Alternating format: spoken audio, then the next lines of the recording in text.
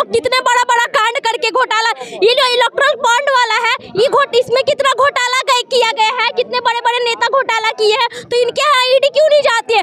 इनको विपक्ष को किसी तरह से कमजोर करना है, विपक्ष का जो बड़ा चेहरा है उनको किसी तरह कमजोर करना है। कभी तेजस्वी यादव के पास ईडी भेज देते हैं, कभी हेमंत सोरेन के पास, तो कभी क्या बोलते हैं इनका नाम है अरविंद केजरीवाल के पास। मतलब क्या कि सारे के सारे भ्रष्टाचारी विपक्ष में है। बिल्कुल असर पड़ेगा।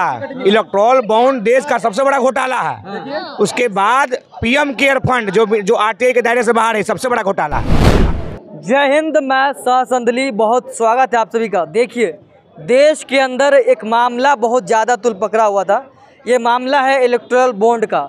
जिस तरीके से सुप्रीम कोर्ट से लेकर तमाम पार्टियों के बीच इलेक्टोरल बॉन्ड को लेकर ये बातें कही जा रही थी कि इलेक्टोरल बॉन्ड से पार्टियां चंदा ले रही थी और लोगों को जो है धंधा दे रही थी, इस तरह की बात कांग्रेस कह रही थी। तो इसी पर हम लोगों से बातचीत करेंगे। इलेक्टोरल बॉन्ड को लेकर लोग कितना कुछ जानते हैं, इलेक्टोरल बॉन्ड के बारे में कितना कुछ जानते हैं, और इलेक्टोरल बॉन्ड पर क्या कुछ असर रहने वाला है 2024 लोकसभा चुनाव पे, तो इसी पर हम बातचीत करेंगे, जानने का प्रयास करेंगे इलेक्टोरल बॉन्ड पर क्या कहती है पब्लिक।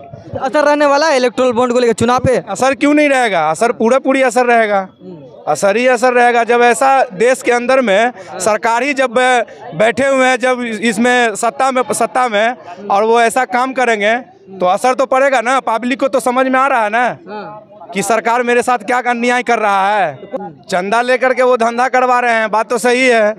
अरे अडानी और अंबानी क्या है, सब तो चंदा लेकर के धंधा तो कर ही रहे हैं, ऐसा थोड़ी है कि नहीं कर रहे हैं। बिल्कुल सही बोल रहे हैं, गलत थोड़ी बोल रहे हैं। बोलना है उटांग, बोल रहे हैं पटांग, कुछ बोल रहा है ये लोग। ऐसी 400 बोला है, एको को नहीं आने वाला है। खत्म हो जाएगा ये सब कहानी, खत्म। 400 पार का खत्म हो जाएगा। इलेक्टोरल बॉन्ड की सच्चाई को छिपाने के लिए अरविंद केजरीवाल वाला खेल खेला जा रहा है। परसों भी तो क्रिटिसाइज कर सकते थे, लेकिन उसी दिन इलेक्ट्रोल बॉन्ड की जानकारी 1 घंटा आने के बाद अरविंद केजरीवाल वाला खेल खेला गया। पूरी मीडिया से इलेक्ट्रोल बॉन्ड की सूचना ही गायब हो गया है। अरे भैया, इतना बड़ा काम हुआ, 250 करोड़ का चंदा बीजेपी ले लिया, इस पर कोई चर्चा है?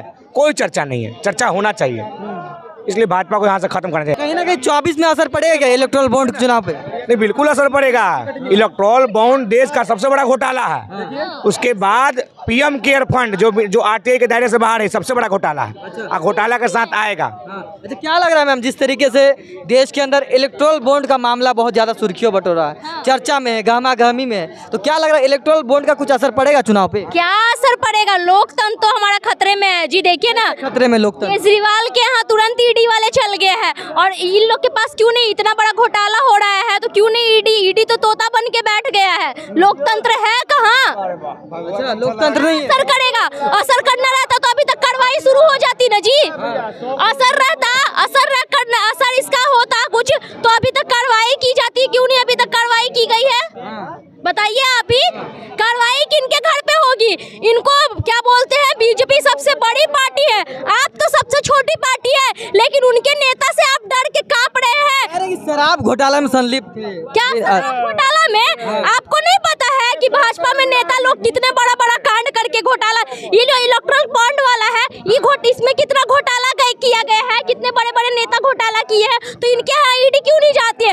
इनको विपक्ष को किसी तरह से कमजोर करना है, विपक्ष का जो बड़ा चेहरा है उनको किसी तरह कमजोर करना है। कभी तेजस्वी यादव के पास ईडी भेज देते हैं, कभी हेमंत सोरेन के पास, तो कभी क्या बोलते हैं इनका नाम है अरविंद केजरीवाल के पास। मतलब क्या कि सारे के सारे भ्रष्टाचारी विपक्ष में है, और जितने भी लोग भाजपा के गोदी में बैठे हुए हैं, वो सारे जैसे ही भाजपा में आ जाते हैं, जैसे ही भाजपा में आते हैं, वैसे ही वो लोग कह रहे हैं कि आप भगवा गमछा लेके भाजपा का खिलाफ। में लिखा हुआ है भाजपा हिंदू होने के लिए सर्टिफिकेट हमको देना पड़ेगा।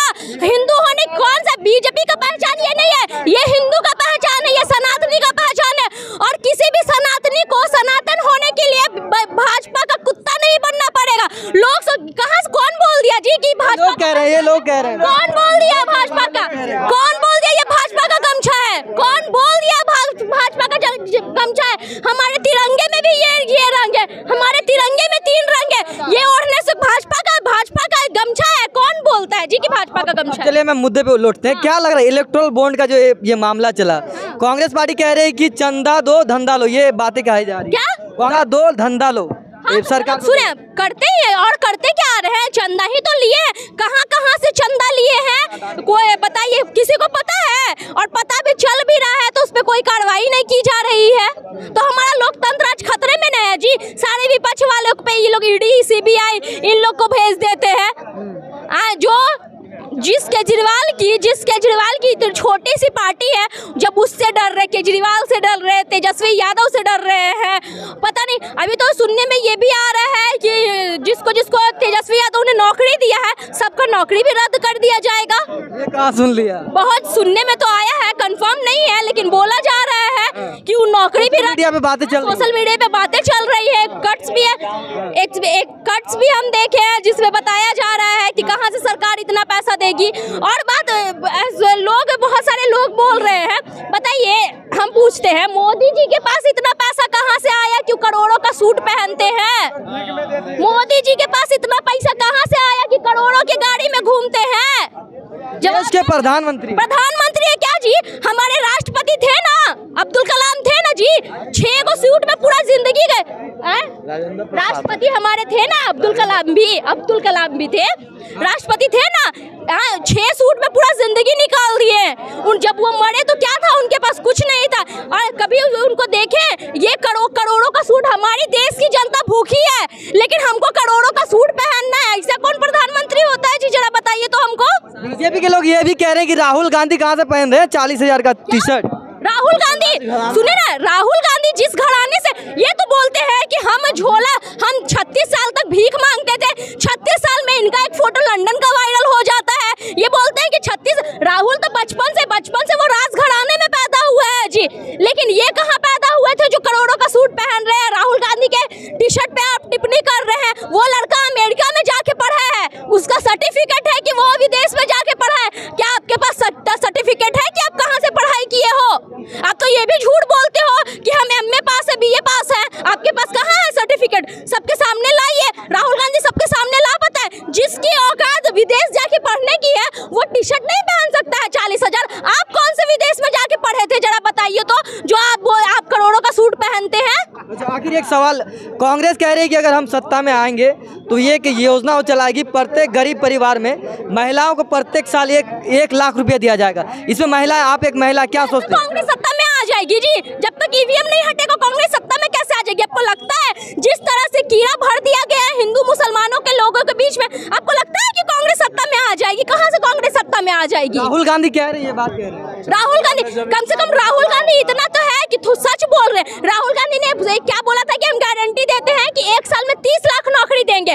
ये तो बोलते थे कि हम 1 साल में 2 करोड़ नौकरी देंगे। पॉसिबल है जी 2 करोड़ नौकरी देना? लोग बार लगातार कहते हैं कि EVM का बात करते हैं, तो आखिर विपक्ष EVM को लेकर प्रदर्शन क्यों नहीं करता? EVM पर क्यों नहीं बैठ जाता, धरने पे क्यों नहीं बैठता ये लोग? देखिए, EVM पे केस चल रहा है ना, EVM पे भी सुनने में तो आया है कि केस चल रहा है, धरने पे क्यों नहीं आते? राहुल गांधी क्यों नहीं बैठते हैं धरने पे EVM पे? अब वो तो राहुल गांधी जाने की क्यों नहीं बैठते हैं, लेकिन आप देखे ना, चंडीगढ़ के मेयर के चुनाव में देखे, सोचिए, जो वॉलेट पेपर पे छोटे स्तर पे इतना बड़ा घोटाला हो जा रहा है, अगर कैमरा नहीं रहता जी तो क्या कोई उनको पकड़ पाता?